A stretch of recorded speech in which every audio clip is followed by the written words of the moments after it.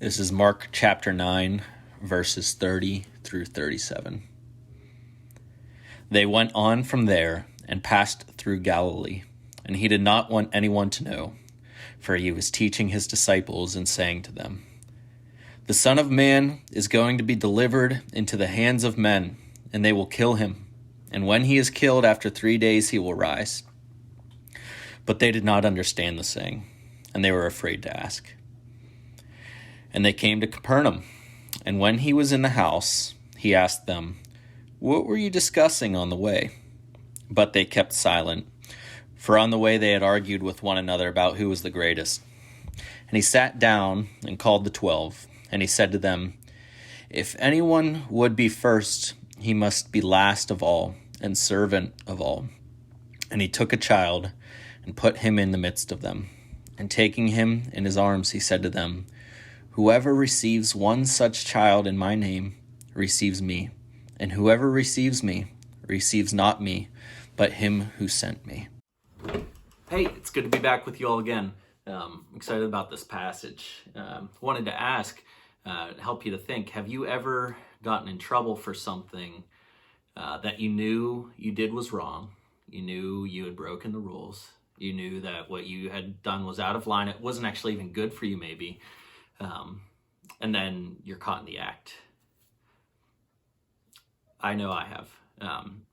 Back in high school, I remember my parents finding out some things about what I'd been doing with some other friends. And my parents were pretty easygoing on me. They weren't super strict about what I did, but it was something to the level where I deserved to be, they had me sit down and talk to me about it. We know it's wrong. We know it's out of line. We know it's not right. And we know it's not good for us. But there are things we do anyway.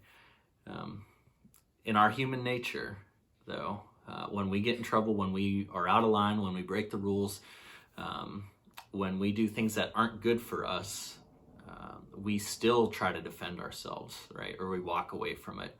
I know many times I can think, and I still do this, where I have done something wrong and I won't fess up to it. I won't confess. I'll get silent, or I'll say like, yeah, okay, fine. I don't want to talk about it. And I don't really go into it. Or maybe someone says like, hey, I want to talk about this, right?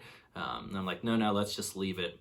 That can be really, really dangerous as God's people when we avoid conflict, when we avoid confession.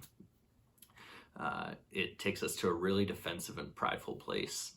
In our passage today, the disciples are discussing who the greatest is. Right? What a conversation. Who is the greatest? Right? Pretty broad. But I mean, we see these sort of discussions, like we talk about who's the greatest basketball player, who's the GOAT, right, in each individual and respective sport. So we ask ourselves those things, but also like there's more internal stuff. I'm really competitive, so when even looking at like friend groups or siblings of mine, I ask myself, who's the greatest? Am I the greatest? Am I the greatest out of my siblings? Am I the greatest out of my friends? Right? I'm used to wanting to be on top, and I think we like that. We like the power. We like the privilege, even if that means that us feeling great means that someone else feels not so great. Right? You can't just have everybody feeling like they're the greatest, or else it wouldn't be much of a discussion. So Jesus hears this, and it's so serious that he sits them down, right? Have you ever been sat down for something where you're kind of like taught and told, and you have to explain and go through and think about it? This is serious for him. He sits down and he teaches them. He teaches them what the right way is. And the right way to Jesus, he doesn't say, listen, to become the greatest, you must serve me in all ways. You must be here at all times. You must be on time. You must convert 10 people per week, right? You must read 10 chapters out of the Bible per week, right? He doesn't give all these like check marks necessarily. He doesn't say you have to love me. He doesn't say you have to look the best. He doesn't say you have to have the most connections, right? The most followers. It's different. He never says those things. His definitions are different. To us, being the greatest would look like, we can look at it on a country level, right? We see America is pretty great, and there can be some good things that are happening in the United States, but that can discount from the bad things that are happening in the United States and countries around the world. We are not the greatest. As Christians, that should be our confession, is that when there's a discussion of who is the greatest, we can say, not me. Not me. That's what Paul says. He says that he is the worst of sinners, right? He doesn't say he's the greatest non-sinner or the greatest Christian. He says, I'm the worst of sinners. So we need to redefine and reevaluate how we are seeing who's the greatest. Jesus does that. He brings a child into their midst. And he says, this is a standard, right? This is a standard for you. He says in the passage, whoever receives one such child in my name receives me. He gives this very innocent child as an example. So it makes us rethink, right? The disciples were probably thinking, who's the greatest based on what we've done so far? Who's been with Jesus the longest? Who just dropped everything and went? Who's listened the most?